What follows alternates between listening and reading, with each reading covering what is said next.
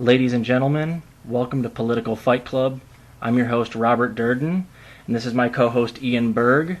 Tonight we're going to be doing our first episode of Political Fight Club, and what we're going to do in this show here is we're going to talk a bit about politics every week, or, as often as we can here. Tonight we're going to introduce ourselves, and we're going to talk about how we got into politics, and the point of this show is going to be basically to teach people who listen, how to debate correctly. There's been a lot of political angst out there lately, particularly on the left, which Ian and I are on, where people are fighting and they're not really taking any responsibility for what they're saying, and they're not debating correctly. So that's something we'd like to remedy on the show here. So first, let's go over the rules. We have 5 rules. Rule number 1, you all know this one. We're going to talk about Fight Club this time. We're going to talk about politics as much as you can here. If you can talk about it and not lose your mind, have your head explode, that's a good thing. Rule number 2, pick your battles. Know your stuff. And when I say this, I'm going to teach you a couple of different ways to do this so you're not wasting your time debating everybody on the planet. And therefore, you will not lose your mind debating people that are a waste of time to talk to. So knowing who to talk to is going to be huge here. You really want to avoid talking to people that you can't convince of anything, and that's going to be key for kind of triaging your time. You also don't want to pick battles that are outside of your your skill set. So like I would not go out there and debate or pick a fight with Noam Chomsky on linguistics, or a physicist on something that I don't have any background in. So that's another thing. Rule number 3, know your opponent. You're not always going to have this option online, though nowadays if you're going to be debating on Twitter or taking on people on YouTube or even in your own other social media stuff, it really pays to do your homework and know exactly what people's positions are beforehand. This isn't always possible, though. Sometimes these debates just kind of crop up. So this is, if at all possible, know your opponent. Number 4, keep the debate on topic. This is a huge one, guys, because so many debates nowadays or arguments get off the rails, they become personal, and they get off in the weeds on things that are so easily kept on topic. So you want to always come full circle. You don't want, if you have a point to be made, don't spend 10 minutes making it. Get to the point pretty quickly and keep the debate on topic. And rule 5, admit when you're wrong. That's a big one, and that's what we're going to do on this show as we're talking to people with different ideas, and as Ian and I are talking, is if we are able to be convinced of a different ideology, admit when you're wrong. There's nothing wrong with that. In fact, it's respectable. So I'm going to let Ian introduce himself real quickly right here, and he'll let you know a little bit how he got into politics, and then I'll do the same. So, yeah, my name is Ian Berg. I don't really have any major expertise in any areas. Most of my dabbling in politics started when the Twin Towers fell, actually. I was fairly young, and I wasn't entirely sure everything that was going on, but what really sparked my interest was hearing about the Patriot Act. And at that young age, I knew that act alone would take away a lot of freedoms from Americans, and it blew my mind how many people were gung-ho behind the idea of us losing our freedoms for safety and security. And so after that, I started paying more attention to politics. I followed the war in Iraq and Afghanistan fairly closely. I was always very curious as to why no one ever got punished for violating international law, but this is America, so why would they? And then it came to the Obama era, and I will be honest, before the 2016 election, I wasn't so much of a lefty. I was probably more of a centrist Democrat. And that's not because I agreed entirely ideology-wise with the centrist Democrats, but it's more because the only media that I was exposed to at the time, before the internet was really big, before YouTube, was places like CNN or MSNBC or ABC or Fox News even. And they tend to have a bias towards, that spectrum on politics.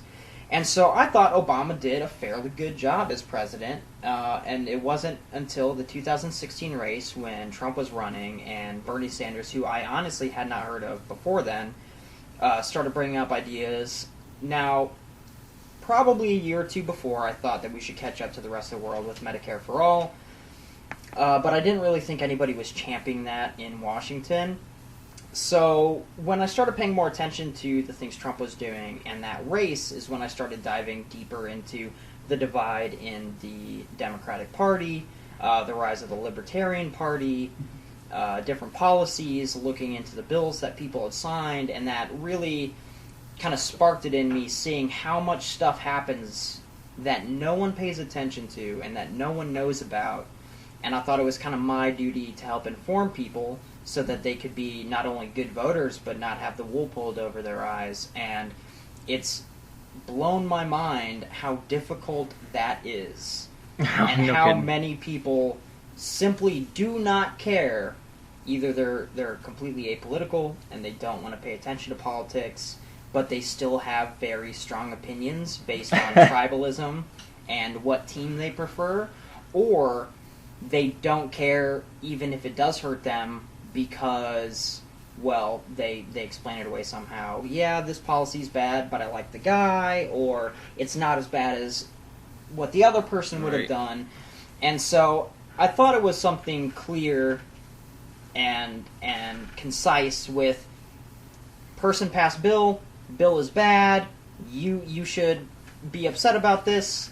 And I did not take into account the tribalism and the deep divide in America, and so it's just kind of like stuck ever since. I pay very close attention to politics, and I want to help steer the country in a certain direction and steer people in a certain direction, and I really love to argue. And hence this show. The best way to do that is to bring up literally anything, but politics is by far what gets people the most heated, and I like when people get heated, and I like when they're passionate, even if they're wrong, because that way it's more fun for me. Yeah, and hopefully if we can get through to them, then they won't always be uninformed. That's kind of the point of this, right? So my story, I got into politics a little bit later than you. I was relatively apolitical through most of Obama, and the thing that got me, well, not most of it, but at least the first term. And what got me into politics was I saw, actually Louis Black, the comedian, had mentioned Bernie Sanders as an alternate to the Democratic Party. And an interview, I think it was, I don't even remember where I saw it. It was on television though. And I looked into Bernie right after that, and I was like, man, this guy's actually like, he's got the right policies. I knew kind of what I wanted, where I wanted the country to go. I hadn't put names to all of the policies yet until I, found Bernie, and it was actually Louis Black who turned me on to him. And then I was heavy for Bernie, and I have been ever since. I'm a huge Bernie Sanders fan. I would consider myself politically left of Bernie. My politics are actually what I would consider eco-socialist, which is a democratic socialist variety where you focus specifically on things like the Green New Deal, but like I'm talking about building a society based on harmony with the earth and trying to avoid climate catastrophe and all that stuff. So it's a form of democratic socialism. But the jobs, Robert. Yeah, I know, right? The jobs, the poor oil field workers. How are they going to feed their kids? Yeah, I don't know. I don't know. They might have to just learn to code, as the Democrats say. Yeah. I don't agree with that, by the way. That's not my sentiment. The Democrats. I attack the neoliberals more than I do the Republicans, and I will continue to do so on this show here. I don't see the point in swinging at the Republicans right now. They have no power. Right now the takedown has to be the neoliberals and the centrist Democrats who really control the party. And of course I hate them because I'm a huge Bernie Sanders fan. I've seen him more or less, I don't want to say get cheated twice, but let's just say that he's had the cards stacked against him in a very nefarious way, and I think that had that not happened, he would have won at least one of those two primaries. But that's neither here nor there. That's my politics. The people that I tend to listen to online are like the Kyle Kalinskis. I like the Rational National, David Dole, Mike Figueredo. He's the Humanist Report. Yep, he does well. And then lately, there's a guy, Richie Medhurst, has been doing great work on the left as well. That's kind of who I listen to. A little bit of Jimmy Dore lately. I'm not really a Jimmy Dore fan, but I do appreciate what he's done on the force the vote issue. I think that's exactly what needs to happen. Jimmy just seems to be the only one that gets that you have to go out there and be angry. And of course, he's put on. I think he's gained like 60,000 followers recently on YouTube because of his his ranting and raving and his screaming at the top of his lungs for Medicare for all. Polarizing people is good for views. It's good to build an audience. The downside for that is oftentimes, if you do polarize, you run the risk of creating an echo chamber. And so I do follow Kyle Kalinske. I do follow the Humanist Report, but I also follow places like PragerU, and not because I agree with any of their policies, but I want to see what the other side listens to. Of course, yeah. And oftentimes I listen to those kinds of things, and it's just laughable, the amount of fallacies and the jumping through hoops that they go to kind of, push this narrative of lefties bad, righties good. But I still want to hear it, and I want to know how other people feel. But my view on politics, I also try to mash with my views on philosophy and my views on human psychology. So I do know that nothing ever happens in a vacuum. And so, although I am a little to the right of Robert, I wouldn't consider myself a full socialist. I definitely still believe in capitalism. I just believe in very heavily regulated capitalism. I believe in a welfare state. I believe in some socialist policies. But I also know that you run the risk of creating issues when you try to completely control human behavior, and greed is a giant proponent in human behavior. And no matter what system you have of government or of how the economy works, somebody's always going to exploit something to get ahead of somebody else. And so I find that capitalism is one of the best ways to negate that when it comes to competition. Unfortunately, with late-stage capitalism that is pretty much unregulated or regulated in favor of the extreme wealthy, you make it to where real competition doesn't exist. And so you have CEOs and companies that talk to each other and make deals behind, closed doors, and then they push everybody else out. So I believe in actual competition, I believe in real capitalism, and I believe it needs to be regulated and protected. I don't believe in full socialism or full communism.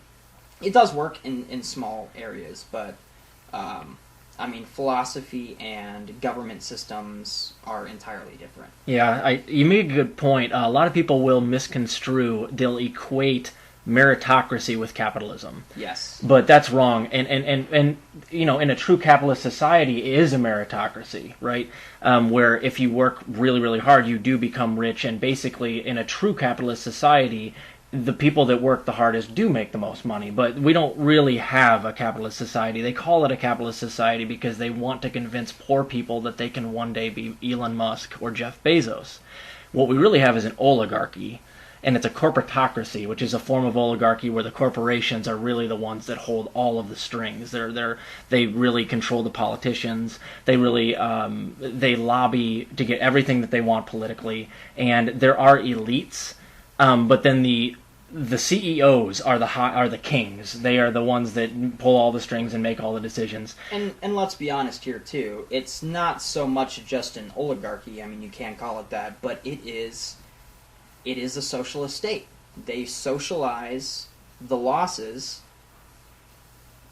but they socialize the profits, but they privatize the losses. So it's like, we don't gain anything if they do well, but if they start failing, it's our tax money that props them up. They get the benefits of having a welfare state, but the poor doesn't, and that's because of lobbying and because of money in politics that allows them to write regulations and make it to where they don't fail no matter what happens. And this is very apparent on one thing I wanted to talk about on our first episode today is the GameStop hedge fund Yes. issue that's going on right now on Wall Street. This is the best thing that's ever Yep. happened in the history. Oh, it's so fun. This is great. So, of course, I'm not a stockbroker. I have a background. My education is in medicine, and I have a couple of degrees there, but I don't know much about the stock market, so I had to do my research before coming on here. And this is a relatively esoteric system here, so nobody really fully understands it. So what we're talking about here is going to be as basic as we can explain it to you so that you can understand and therefore talk to other people about it. So do you want to take it, or I can explain it? Yeah, so I think what we should start with is what a short is. Yeah. So what happens is there's brokers, and somebody will basically borrow a stock, right? So they get a stock, and they have to eventually pay that stock back. But they have no intention of, losing money on this deal. So what they do is they typically work with more, because if you just do it by yourself, it's not really going to make a big difference. But if you buy a lot of stock, or you and your other hedge fund friends buy a lot of stock, and then you sell that at face value right away, what typically happens is people see that all the stock is being sold, and it lowers the confidence in that stock, and stocks are based off absolutely nothing. and so, Right. And so that stock price will go down for whatever reason. And then when it goes down, they sold it for what they borrowed it for, which means they have that initial money. Then they buy the stock back for a lower price, and they give it back to the broker. So what happens is they made a profit for whatever the stock dropped. Yep. Now, this also happens typically if a company wants to squeeze competition out. Mm-hmm. And so you will have a competitor buy a lot of stock in that company, short it, that company will then lose money, and the more money they lose in stocks, the less likely they are to get loans and capital to help build the company back up. And then you have companies come in and they'll buy it up. Typically, private equity firms, and close them down, like Toys R Us is a really good example. And all of this is accomplished via what's called market manipulation, which is supposedly not legal. Now, you've seen this in The Wolf of Wall Street. A lot of times the reason a stock goes up or down has everything to do with the stockbrokers and the people on Wall Street going and telling their rich buddies to spread the word that it's going to drop or it's going to go... Yeah, it's so it has nothing... Right, real. exactly. It has everything to do with rumors that they basically make up in order to get the outcome that they want. And you can buy stock and then spread the rumor that it's going to go up, and it will go up, a self-fulfilling prophecy, because you manipulated the market. And therefore you make money. Or you can do what Ian is talking about, which is short stocks and basically bet on those stocks to fail, and then you get competition out of the way, like you said, is a way of using, shorting stocks.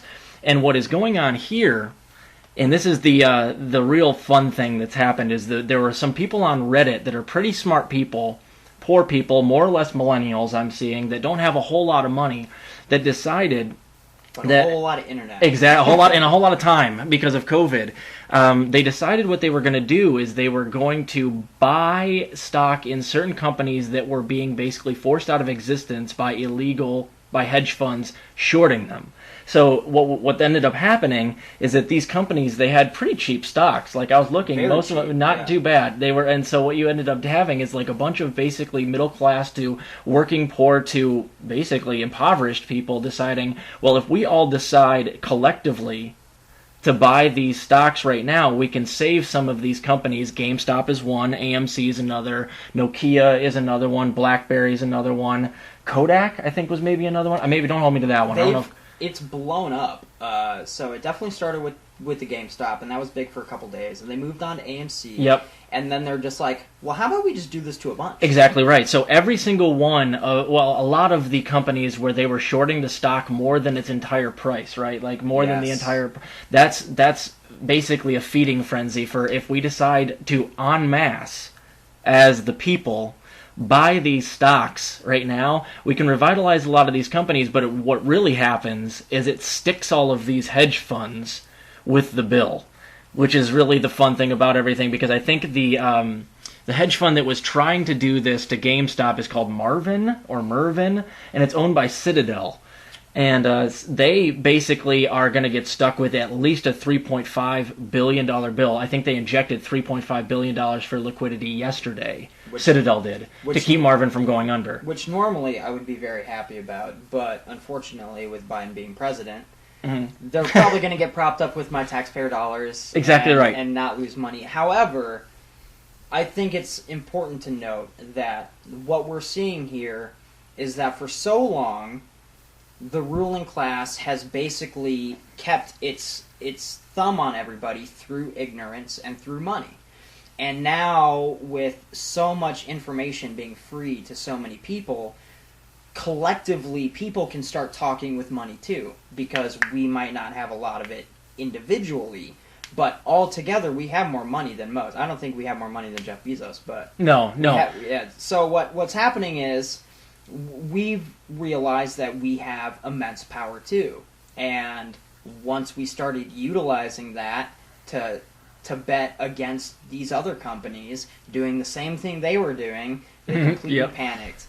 It's wonderful, and I have, this is my take. I'm going to kind of actually denote my take here, and it's twofold. First, I think we need more guerrilla politics like this. I think we need more things like Infiltrate Wall Street. Infiltrate Wall Street worked so much better than Occupy Wall Street.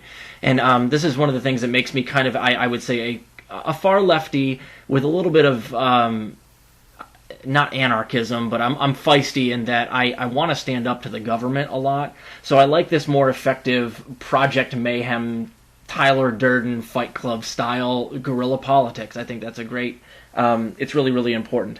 The other thing is the political implications of what is happening now because of this. And that is, immediately when all of these billionaires started losing money at Citadel, they went to our politicians and are now looking for a bailout. So they go hat in hand. They've been basically, this is illegal market manipulation for decades. They rig the game. They make money hand over foot that isn't even really real. They live lavishly for decades and decades and decades. And then now, when we beat them at their own game by going on Reddit and deciding to band together as one, they immediately go and they want a bailout. So here's the rub. What is Biden going to do, and what is the government going to do? Because if they do bail out these banks or these big hedge funds before they give us a $2,000 stimulus, you're going to have absolute chaos on your hands. Well, let's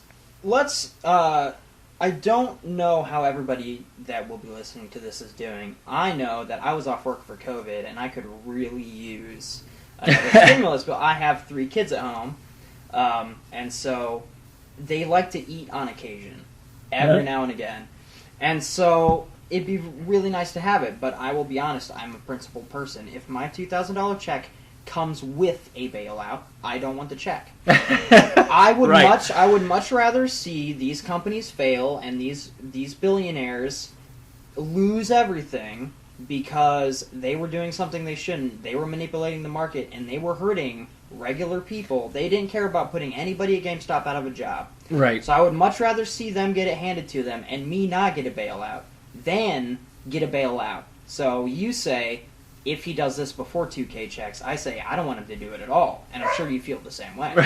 Now, well, yeah. The thing about Biden is, Biden has always been like a Bill Clinton style, person. He's always used triangulation.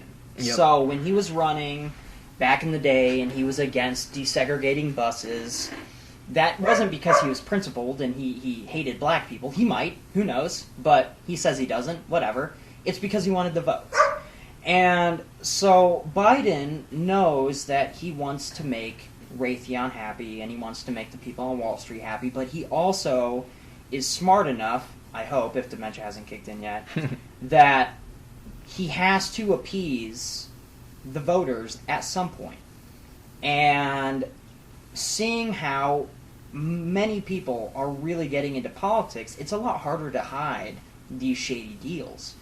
And so part of me wants to think that he'd be smarter and not bail out these companies. But on the other hand, he's already put Raytheon in his cabinet.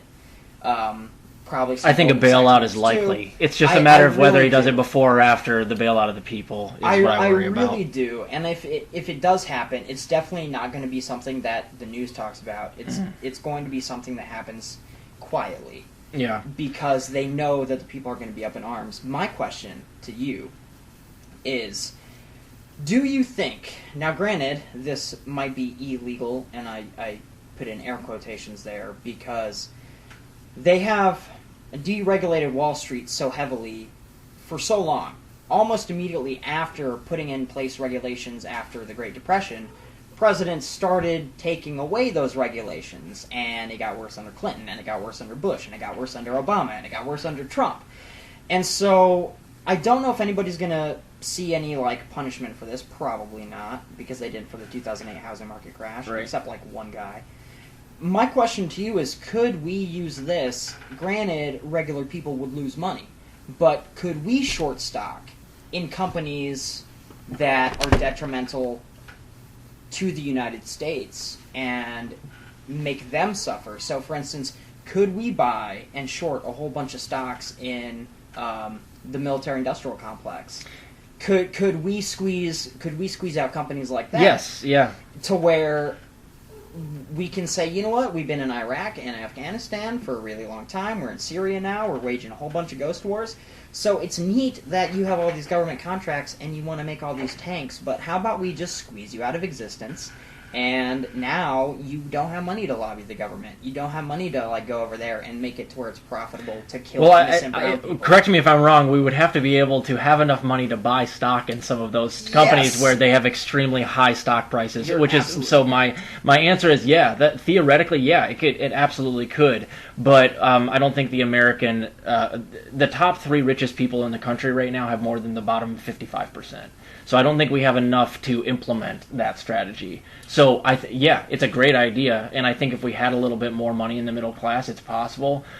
I would like to see other ideas like that. I love all that stuff. Well, maybe if people keep getting rich off making hedge funds. Well, maybe if Joe Biden keeps giving us $1,400 a year for stimulus for the duration of COVID, we'll be able to buy 2 Raytheon stock. Right, I don't know how much Raytheon stock is. Right before I retire. So you've got me thinking about a couple of things. I want to real quick talk about the 2000 equals 1,400 plus 600 debacle with Joe Biden, since we're on that right now. Just to go over, because I have, for the people out there that are listening that actually care about winning this argument, we need to go over the timeline real quick, and it's a pretty simple answer to anybody that is giving you this bogus stuff from the neoliberals, where they tell you, well, what he meant was when he said $2,000 out the door if we win Georgia it was actually 1,400 plus the 600 you already got, which was under Trump. But so I'd like to get your take on it, and then I'll give you mine. So, they said 2,000 after the 600 had already passed. So that's just, they come out and they immediately just don't want to give us more money. And that's the way you defeat it, is he did it. I didn't have to prompt him at all. That's the answer. When Joe Biden said those words, I was watching them. I already had my $600. Same with my wife. We all had our most of us, or a lot of them, they were at least on their way, and some people still haven't gotten them, so again, those are outliers, but those went out under Trump. So Biden is trying to take credit for money that you got before he was in office. So that defeats it all right then and there. And here's the second point, and this is what I'd like people to start saying when these shit libs start going on with the 1,400 plus 600 equals 2,000 argument, is even if I grant you that that's what they meant, it's this mealy mouth talking out of both sides of your mouth, well, what we said was this, but what we really meant was this type thing that makes Democrats lose elections. Because it doesn't, you're not going to convince anybody that's angry and starving right now that that's a good argument. Everyone knows, even the people spewing it know it's a bad argument, because that's not what happened. And anybody that's hurting right now, you're never going to change their mind with a bogus argument like that. You will lose elections just simply because that's what they always do. They come out and they go it was a pretty, explicit promise. Like, there wasn't a lot of wiggle room in the promise. But then they go back and act like they left themselves wiggle room. And it's frustrating, but it's even Trump used to leave himself wiggle room on stuff like that. But Biden is straight up coming out and then just lying about it afterwards, which that's a great way to lose the 2022 elections. I've been out on it publicly on Twitter and Facebook this week saying that if Joe Biden does not have stimulus checks to us about a week from now, you've already lost the 2022 elections. Right, because most people in Georgia, we all know Georgia, good state, fun times, they are very heavily Republican, and the Democrats just squeezed by on that promise alone. Yep. And after a week went by, not even a week, I think it was like 3 or 4 days went by, they started asking people that voted for Biden or voted for the Democratic senators, how do you feel? And most of them immediately regretted their decision. Right. And so if you have somebody coming up to you and promising you something and not delivering, and then you have other people coming up and not promise you anything, well, you're going to say, well, at least somebody's not bullshitting me. And the person that's not bullshitting them is the Republicans. I don't like Republicans. But at least they stab you in the front instead of stabbing you in the back, man. Exactly. And the whole $2,000 check thing, to me, it's kind of like if somebody sprays you down with a fire extinguisher, and then after that they set you on fire. and then after you get put out and you're all hurt and you're still smoking, you're like, what the fuck, man? They're like, well, I sprayed you with the fire extinguisher. Yeah, what right. are you mad about? Exactly. But that was before you set me on fire. Yeah, right. And they conveniently think you'll just forget about, like, this horrible thing that you're doing, or that they're doing to you. Like, you're just gonna, like, if enough time passes, you're just gonna forget that they just shafted you, like, $600. I've been asking people all the time, like, I know people in real life that they will defend Biden, but I've seen them, like, literally get in fights over getting, like, $100 stolen from their house. It's like, bro, he just took $600 from you, and you're carrying water for him. Yeah. So don't kid yourself. He took your money. This is your tax money. You're asking for it back so we can survive. And he's basically being like, well, let's dangle it in front of you for a couple of months. And my prediction is, by the way, it will not be 1,400. It'll be May, and it'll be 1,200. It'll be something like the Sanders-Hawley bill in the Senate. I'm going to absolutely agree with you on that one. And another thing, too, is one of the reasons there's infighting with the left is because as much as I love a lot of the policy decisions on the left, most of them have no teeth. And so you have Bernie Sanders, which you and I are both huge fans of, who's on the budget committee, running it, basically. He could just bypass everyone. Yes, he'd make some enemies. Yes, Joe Biden might yell at him behind the scenes, but the fact is he could just get together, put out the $2,000 thing through budget reconciliation, and then help people. And that's what's going to happen, it looks like. But again, it depends on if they still have to make sure they get the 51 votes, or the 50, and that means you have to get Joe Manchin, basically. We have at least 3 Democrats that are Republicans. Right, exactly, and that's the real problem. And, like, behind closed doors, Bernie came out publicly the other day and says he has the 50 votes. But there are some people that might be lying, and we're going to go over budget reconciliation in the next episode. I think we're going to do that, maybe episode 3. And I need to do a little more research because it is a complicated... Yeah, it's not as simple as they can write whatever they want. Right, they only have a few times they can do it. So they want to put as much in the bill as they can. Exactly right, and I heard it somewhere like once or twice a year they can do it. So I'm going to get some more details on that for episode 2. Basically, budget reconciliation means that Bernie Sanders is head of the budget committee now. Yes. And what he can do is, usually a bill takes 60 votes in the Senate to pass. And you would never get that nowadays because you're never going to get enough Republicans no matter what. You gun to their head, you won't get that many votes for anything. So they're just going to sandbag everything in the Senate.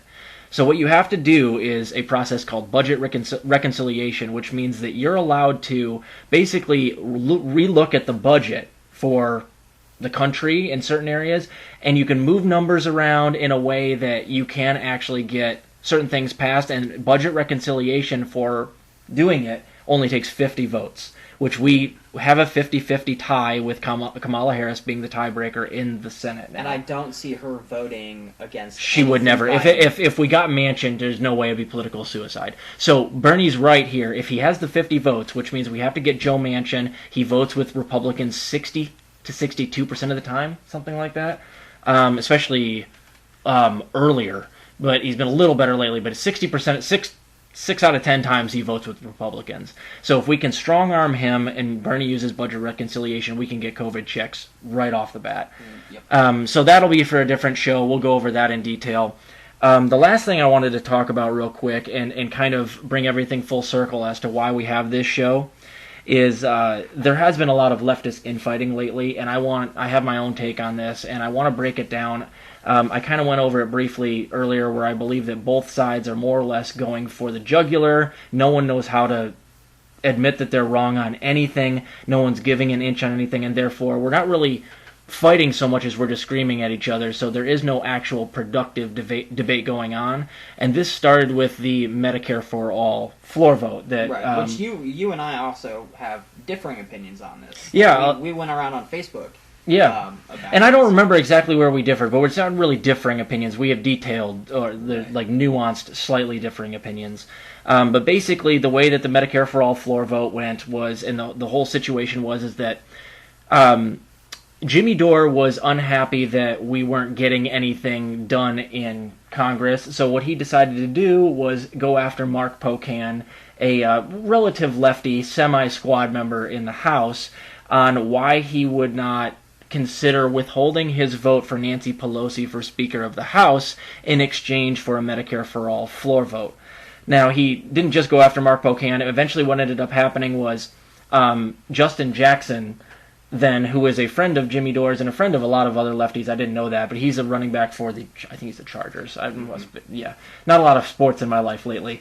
But he's very, very astute. He's very astute, and he knows his politics. And he went after AOC. Yes. And basically, Jimmy couldn't get anybody to respond to him on Twitter or anything, and then AOC responded to Justin Jackson, and she got destroyed on Twitter. And basically, there was an uproar and this enormous, cataclysmic amount of pressure for Medicare for All floor vote for about a week and a half or 2 weeks there. And Jimmy Dore was out there every single night screaming at the squad, withhold your votes, you can get this for a floor vote, and I happen to agree that would have been a good idea. Now, here's the reason.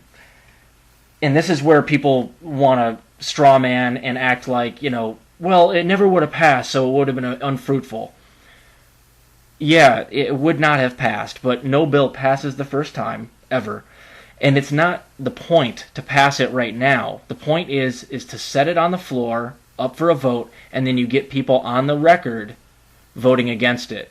That way, you know who to target in the 2022 primaries, or the 2022 midterm elections, And it gives you the hit list and the ammunition, as I like to say, because it gives you the guys that are willing to go on record and vote against Medicare for All. That's your hit list, and then you just use the the vote nay on Medicare for All during a pandemic to bludgeon them over the head in the midterms, and you usurp them all. So the point was, in the end, force the floor vote, get people on the record, get the first vote out of the way, because then maybe next time you put it on the floor, it passes in a different form. And then you use it to absolutely bludgeon the neolibs into oblivion during the midterms.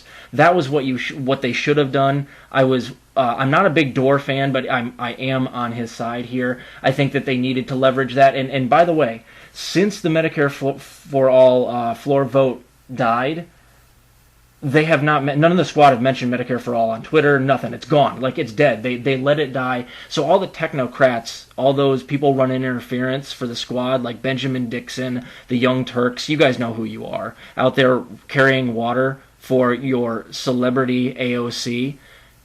All that you did was argue for a technocratic solution, and you killed Medicare for All. And even if we get it, it could be 8-10 years from now. My prediction is actually 2043.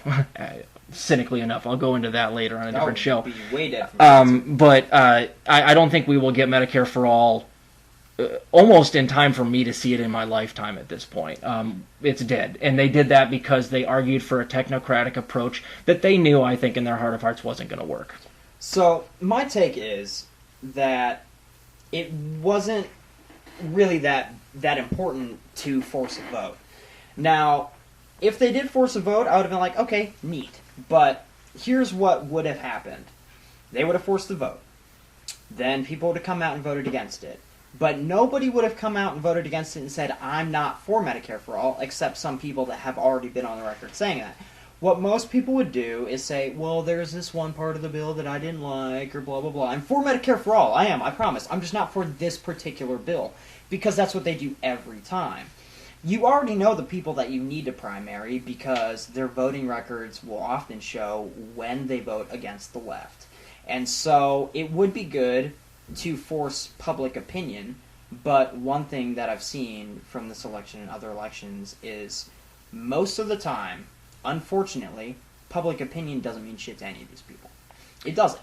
And although people do vote, and anybody that ran for Medicare for All did win re-election, the fact of the matter is you could come out and say, this person voted this way, this person is against this, and make it clear that they're not for progressive policies without forcing the vote.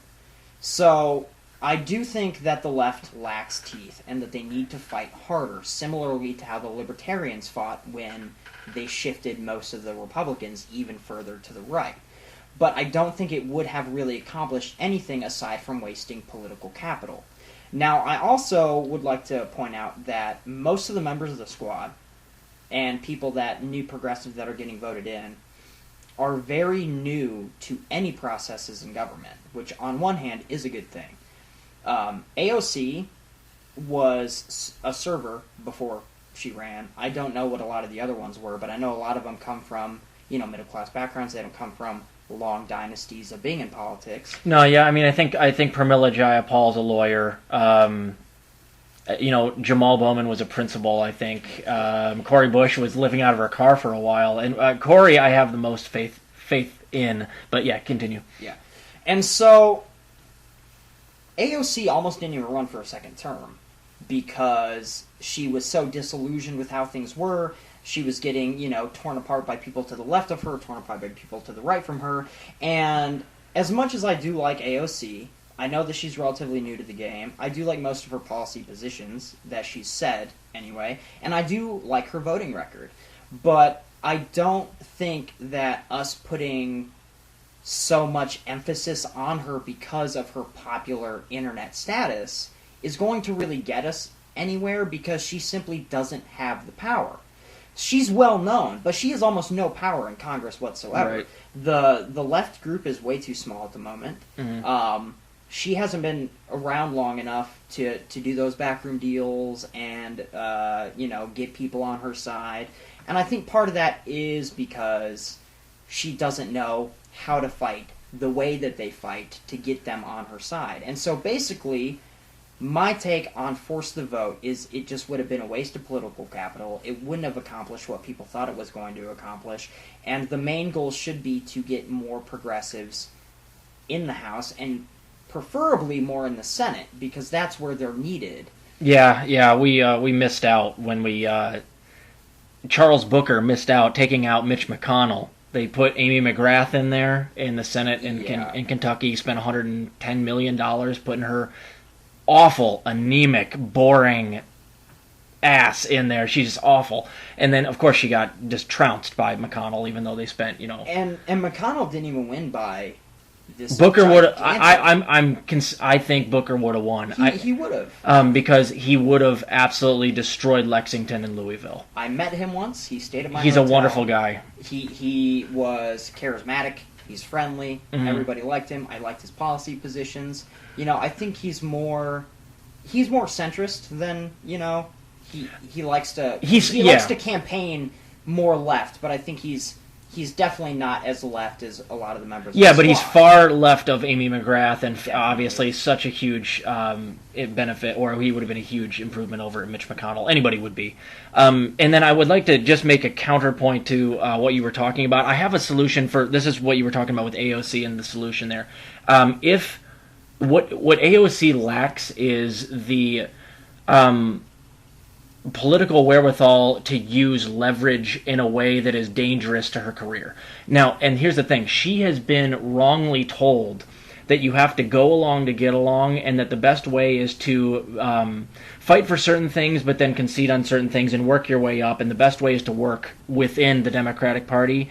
I disagree 100%. I think that the best way to have a career where you never have to worry about re-election, and B, actually get things done, is you have 11 million Twitter followers. You have to go into Nancy Pelosi's office, and you have to go into people's office if they won't agree with you on certain things, and be like, listen, if you do not vote the way I want you to, or at least, consider some of the things that I want to put on the table, I'm going to drag you.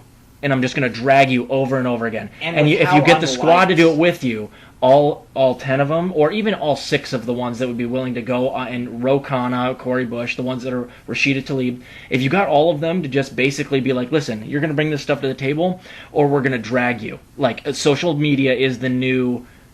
it's the way to destroy somebody's career nowadays, and we've seen this happen with... Right. Especially since a lot of these neo-libs have such a low approval rating. Nobody likes Right, them. and you just hammer it home like Trump did. Trump destroyed Clinton basically just by hammering home NAFTA and, a handful of other things that hit people in the Midwest, like TPP, stuff like that. And he didn't have to say anything. They weren't even, coherent sentences a lot of the time. But yet, you just hammer home the idea, and if you do that over and over, it's like slapping mud against a wall. It's going to stick eventually. So what you have to do as AOC is go, listen, none of these people are my friends. Anybody who votes with me is my friend when they vote with me. Anyone who votes against me when they're not voting with me, they're my enemy at that point. Yes. And you can't go in there to try to go along to get along, because you won't get anything done, because once you're in the system, they'll just quash you. You'll end up in the minority for 20 or 30 years. We can't wait 3 decades for you to finally gain status and committee status to get these things done. So what you have to do is be willing to let your career go. You're going to make enough money to live over the next couple of years for the rest of your life. And I'm telling you, if AOC and the squad decided to basically put the middle finger up to the neolibs on everything and say, listen, you're going to at least meet us halfway, but I generally would like all this stuff to be on the table at some point soon, we're going to drag you. We're going to destroy you on social media. And then the other thing they need to do is, and this is the same idea, if they could vote as a block. Yes. And that's huge. That's where, again, leverage is everything. If they could vote as an 8 to 10 person block, they could basically play chicken with the neolibs in the House the entire time, which is basically you will get 0 done without our help. So you want anything to pass? Do you want any of you guys want to get reelected? Because you can't do it without us, and I don't care. I'll sandbag all day long. You're already going to blame the Republicans for anything anyway. You're going to blame us for everything anyway. So you will get 0 done, and then if you all don't get reelected, fine. And another interesting thing about this too is, although a lot of people have villainized the squad and AOC, most of those people are very uneducated. But their power comes from being liked by the progressive left. And people on the left that want progressive ideas are far more numerous than anybody that likes neolib centrist views. But the problem is, everybody has kind of got this thing planted in their head that this is the way things are, and that's the way things are always going to be. So there's 2 things I want to bring up that are not political, but one kind of is, but I'll cycle back to why it's important. So one that I like to get into is there was an experiment done with chimpanzees. And what they did was they put something that the chimpanzees wanted on top of a ladder. And anytime a chimpanzee would go up the ladder, all the other chimpanzees would get sprayed with very cold water. So what happened is they started fighting any chimpanzee that tried to climb up the ladder, because they'd be like, you are going to make us miserable, so we're going to fight you. But then the people doing the study would take one of the older chimpanzees out, put a new one in. The new one would go up, try to get up the ladder, and everybody would beat him up, and no one would try to go up the ladder. Eventually, they replaced all the chimpanzees. Not a single chimpanzee in the study has ever been sprayed. They didn't know what would happen if you went up the ladder, and any time a new chimpanzee tried to go up the ladder, they would still beat them up. They're doing the same thing over and over again, and they didn't know why, just because it was part of their society, and it was the way things had always been, and they didn't think, why are we doing this?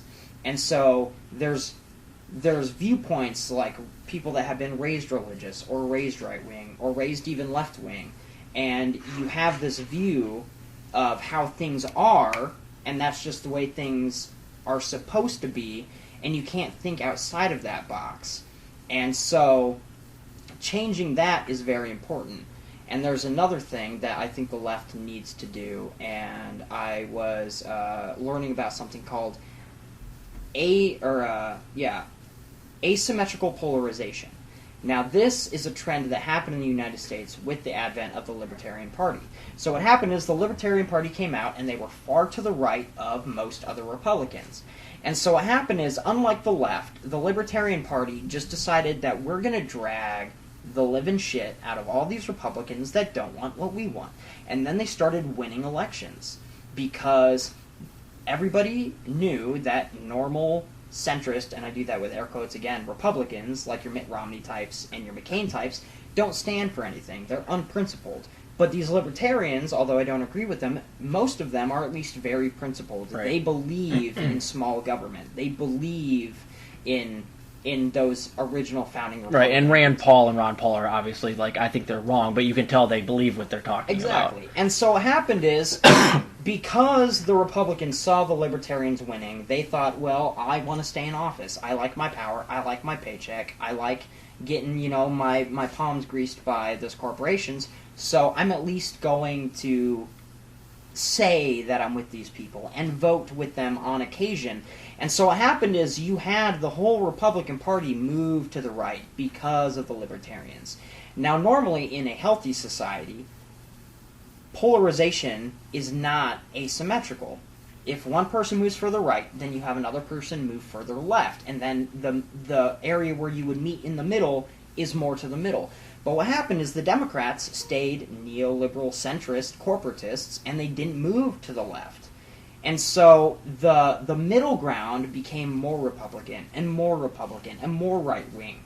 And so then you have the left coming out, and the left wants to make it more balanced. They don't want it to be asymmetrical polarization. They want it to be symmetrical polarization. And unlike the Libertarians, who really fought to change things because they were principled, you have these progressive leftists who, although they might really believe in Medicare for all and ending the wars and a New Deal and the Green New Deal and all that other fun stuff, they aren't willing to make enemies when they need to make enemies. That's the main point. Nobody likes centrist Democrats. Not a single person. Right, and why they care about them at all, what they're actually extracting is, it's like they've never played a board game where you have to negotiate ever. Like, they've never played a game where you actually have to, like, plan a few steps ahead and use leverage where it is applicable. And this brings me to my last point. We got about 7 or 8 minutes left before we'll be done with the first episode here, and this is the last thing, and it's what you were just talking about, and this is what brings me hope, because I do believe that all of the squad have now squandered any future chances of running for president. I think that there was a chance, or there was a time about a year, 2 years ago, where I thought AOC might be able to do it, but I don't think she's ever going to be able to get over this, because it will be used to destroy her in a debate, or it'll be used over and over again. You didn't force Medicare for all floor vote during the pandemic. She'll never get the full force of Bernie's base behind her. Mm-hmm. So I think Nina Turner is the answer. And we kind of mentioned this earlier. Nina Turner's running for Congress in Ohio. So she's running soon. 2022 is when she would be in there. And she's already running. Please donate to her. She's wonderful. She's already been a senator before in Ohio.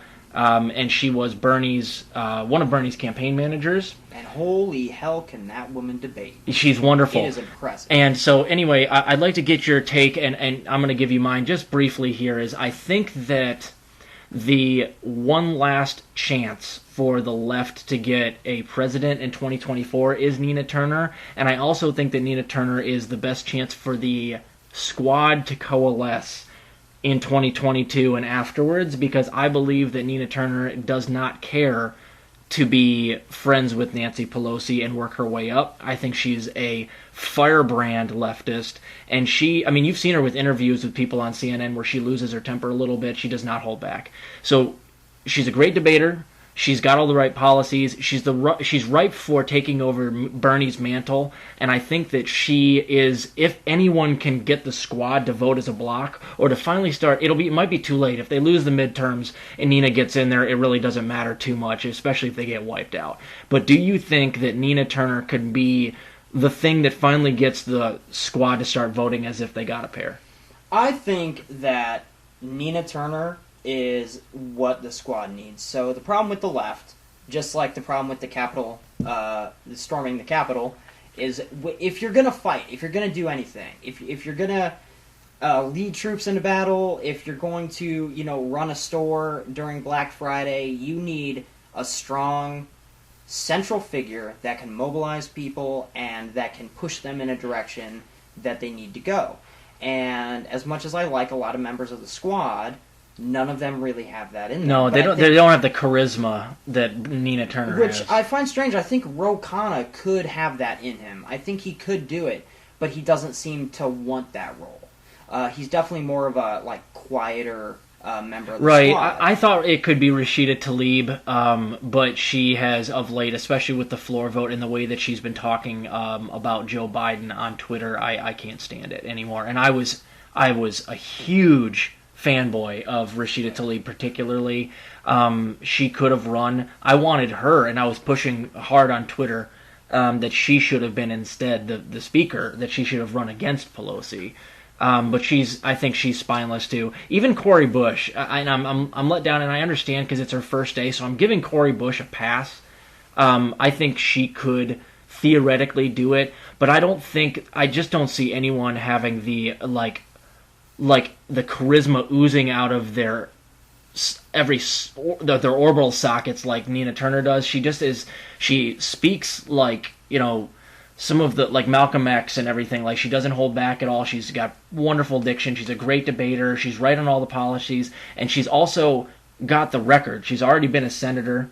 So that means that she should easily take this. I think I'm counting on her to basically wipe everyone out for her House seat here. Oh, yeah. It's just a matter of whether or not she can actually make a successful run in 2024. I also wonder, because I know we're running out of time, but I also wonder if there's a lot of talk in the Democratic Party about this whole unity nonsense, and so maybe the squad is just like, we're just going to pretend, we're just going to go along to get along, to make people think that we're coming together to unify, and I think this moment right now is the worst moment to be pacified. Right, exactly. And one of the biggest things I've gone after the squad for, and what I think that needs to be one of the main arguments used against the technocratic approach to Medicare for All is your approach takes time. Ours is it might be messy, but there's a chance it gets it done very quickly. We're losing 3,000 to 4,000 people a day during COVID. So just from a time standpoint, your stratagem does not make sense, or it's inferior to ours, and that's the thing. If there weren't a pandemic right now, I might understand that some of the people that are technocrats are giving you good faith arguments and they really think it's the best way, but not during Medicare for All. And David Pakman and Benjamin Dixon and the Young Turks can go fuck themselves. When people are heated and paying attention is when you need to push for things. Exactly right, and that's the thing. It also had the and this I'm going to bring it. This will be my last point on this, and then we'll kind of close up. But Jimmy Dore basically was able to conjure the left's Patronus by calling them out and being angry at a time where it was really needed. And if the squad had done it, they would have just taken that momentum and run with it. Now, it may not. It still wouldn't have passed. But you don't just get opportunities like that You can't conjure them up. They have to happen organically. And you can do your best. Jimmy Dore did his best to get the ball rolling, but they needed to run with it, and they let it die. And now you can't. Jimmy's still screaming, but the momentum's gone between this and impeachment and the insurrection, or I don't want to call it insurrection, the riot, the hillbilly parade at the Capitol, which we will cover next time here. But I mean, they really. That doesn't happen every year or two, even every decade necessarily. They had an opportunity and they blew it big time and that leverage may not come back, like I said, till a couple of presidents pass, or I think a couple of decades pass. Right. Yeah, it's also they grow some balls, pretty much. That's for real. All I gotta say.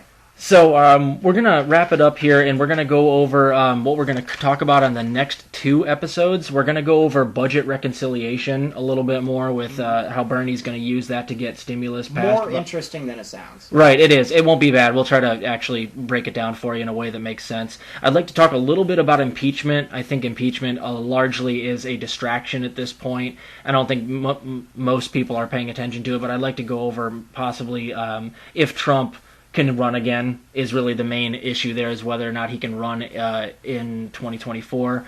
I'd like to talk briefly about another leftist thing where we really need to break it down and decide to be cordial on the Boogaloo Boys issue, because there is nuance to it too. Like it's people calling Jimmy Dore a Nazi, and then Jimmy Dore like giving a free pass to people that are clearly not. He shouldn't be giving a pass to. So there's nuance to it. I want to see where you fall. I have my own take on that one. We'll talk about the Boogaloo Boys. And then, let's see here. And then the insurrection or the riot, the hillbilly parade at the Capitol. We'll talk briefly about that. And we'll link that in with Twitter and the First Amendment thing where Trump got kicked off of Twitter and all that stuff. Is there anything else that you have seen that you want to talk about over the next couple of weeks? I think it's important that we talk about a lot of these Biden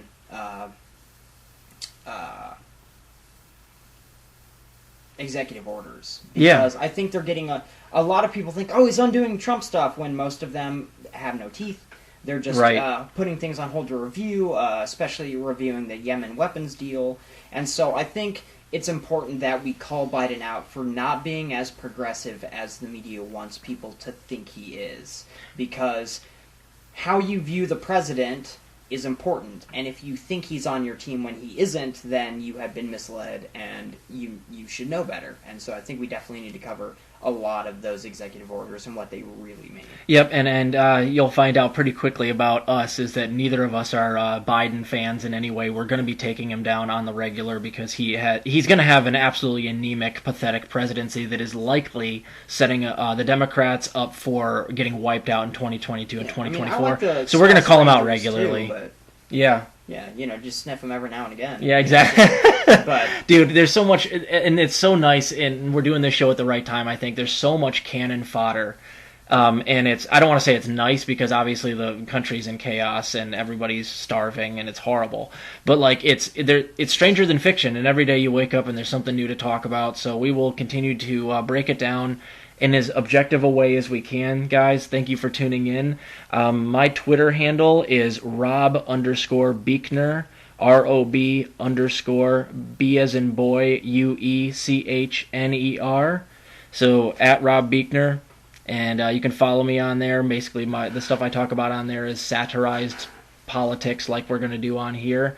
And do you have a Twitter handle, by the way? No, I need to make one, but I am the most technologically inept 29-year-old on the planet. Don't feel bad. I just started Twitter when I knew we were going to do this show. I started it up in December. One before, and it's mostly porn, I'm sure. Most likely. No, so yeah. I'll have to figure that out so nobody finds that by accident. That'd just be embarrassing. Yep. And then lastly, every single time we do a show, I'm going to kind of update people on the COVID numbers. Right now, we're averaging about 3,000 deaths a day, a little bit less than that on average, but basically we lost something like 95,000 people in the last month, so it's awful. Joe Biden is doing absolutely nothing to combat that. Anything he's doing is putting a Band-Aid on a gaping wound, and sometimes the things he's doing are like pouring salt in a gaping wound, quite frankly. So thank you so much for tuning in, guys. We will get something out to you in the next couple of days if possible.